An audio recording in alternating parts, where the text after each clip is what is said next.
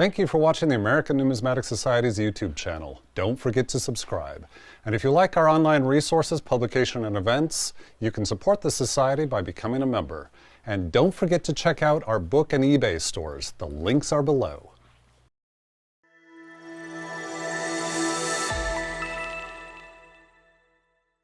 Hello, I'm Dr. Jesse Kraft, Assistant Curator of American Numismatics at the American Numismatic Society.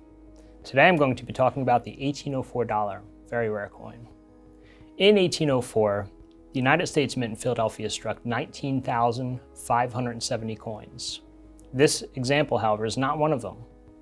Interestingly, the story of the 1804 dollar doesn't begin until 1832, when a man named Edmund Roberts, a commercial sailor from Portsmouth, New Hampshire, became diplomat for the United States government to the Middle East and Asia.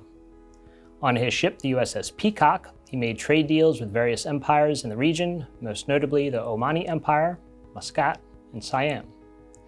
By 1833, he had created the earliest diplomatic relations with this part of the world. How does this relate to the 1804 dollar, however? During these early excursions, Roberts brought gifts with him. However, he wasn't pleased with the gifts. He considered them cheap and was often embarrassed by them. In 1834, the following year, he was tapped to go back to this region, but he demanded that he bring better gifts with him, in particular groups of coins. He wanted to bring coins with him. Now, this request made its way all the way up to the President of the United States, President Jackson at the time, who demanded that the mint make, quote, duplicate specimens of each kind now in use, whether gold, silver, or copper, end quote. And these coins would be taken by Roberts to this part of the world and be given as diplomatic gifts. However, this request confused mint officials. This proved problematic for two denominations of coins, the silver dollar and the $10 gold eagle, as neither of these denominations had been struck in about 30 years. Ironically, to not create an instant rarity by creating a silver dollar dated 1834, mint officials went into their records to find out the last time that they struck coins. And they found out that in 1804, they in fact struck those 19,570 coins. However, what their records didn't tell them was that all of those coins were most likely dated 1803. On October 1st, 1835, Said bin Sultan of Muscat and Oman became the first person to own an 1804 dollar. In April 1836, King Rama III of Siam famously received his set, although 2 months later, in June, unfortunately, Roberts died of dysentery in Macau. All of these coins struck in 1834 and 1835 are now known as Class I 1804 dollars. However, the story doesn't end there. By this time, numismatists in the United States had no idea that 1804 dollars had been struck. This was true until 1842, when assayers at the U.S. Mint, Jacob R. Eckfeldt and William Dubois, published a manual of gold and silver coins of all nations. This book included a pantograph reproduction of the 1804 dollar. On May 9, 1843, Matthew Stickney famously traveled to the United States Mint to trade an immune Columbia coin in gold for an 1804 dollar. By the late 1850s, the United States was experiencing a surge in coin collecting. By this time, the mint had run out of 1804 dollars, but there was a supply of interested buyers. They quickly began to strike more. They were caught. This caused a giant uproar and a subsequent congressional inquiry. Needless to say, this led to a halt in coin sales. During that time, 5 coins were sold, only 4 were recovered, 3 were destroyed, and that last specimen was placed in the mint cabinet. These coins, struck in 1858 and 1859, are now known as Class II 1804 dollars. However, after the dust settled, the mint began to quietly sell more coins. The dies existed until 1869, when they were officially destroyed, although coins were sold through the 1870s.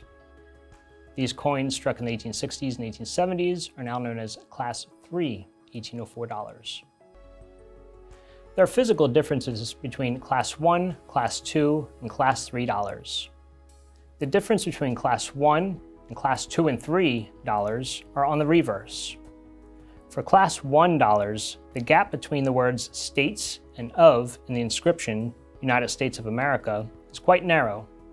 However, for Class 2 and Class 3 dollars, this gap is noticeably wider. Since Class 2 and Class 3 dollars share the same reverse die, the difference between those types of coins are found on the edge.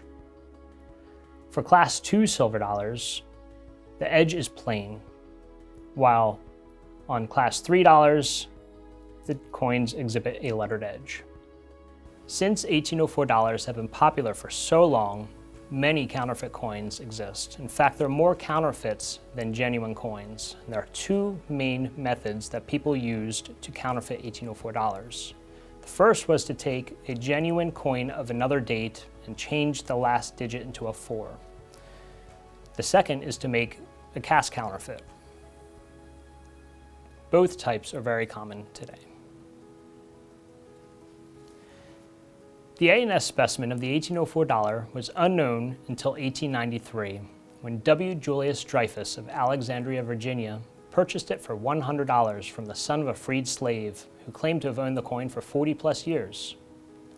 Dreyfus in turn sold the coin to Isaac Rosenthal, a Philadelphia scrap iron dealer, to settle a $500 debt. The following year, Rosenthal sold the coin to Colonel James W. Ellsworth. By this time, the coin came with a letter of authenticity from Chief Engraver Charles Barber and Mint Cabinet Curator R.A. McClure. Superintendent Oliver C. Bosbyshell acted as agent for this sale. Ellsworth owned the coin for more than 30 years until 1923, when Waite Raymond and John Work Garrett purchased his entire collection intact. The following year, Raymond and Garrett sold the coin to Farron Zerbe, with the Guttag brothers serving as agents. This coin then joined Zerbe's Moneys of the World exhibit for about 5 years until 1929, when the entire exhibit went to the Chase Manhattan Bank Money Museum. There it sat for about 50 years until 1979, when the Bank Money Museum closed down and the entirety of the contents were supposed to go to the Smithsonian Institution. Fortunately, numismatist Eric P. Newman recognized that the Smithsonian already contained all 3 classes of 1804 dollars and didn't need a 4th example. He was able to secure the coin for donation to the American Numismatic Society in 1979. So why the 1804 dollar? This coin combines several different facets of American history, from early U.S. economic expansion into the Middle and Far East in the 1830s to the numismatic explosion as a hobby in the 1850s. The coin was at the center of a scandal at the U.S. Mint in the 1860s. Later became one of the first coins to sell for $1 million at public auction. For years, it's been known as the king of American coins. Its rarity, beauty, and great story make this one of our greatest coins. This lecture has been made available to you courtesy of the American Numismatic Society. Since 1858, the ANS has supported research and education in numismatics and the history of money. With a collection of over 800,000 objects, an extensive library, a dynamic publishing arm, and ever-improving online research resources, we have become one of the largest numismatic institutions in the world. If you wish to support the ANS and the work we do, you can join as a member and become a part of this historic community. Go to numismatics.org/membership to see options and prices.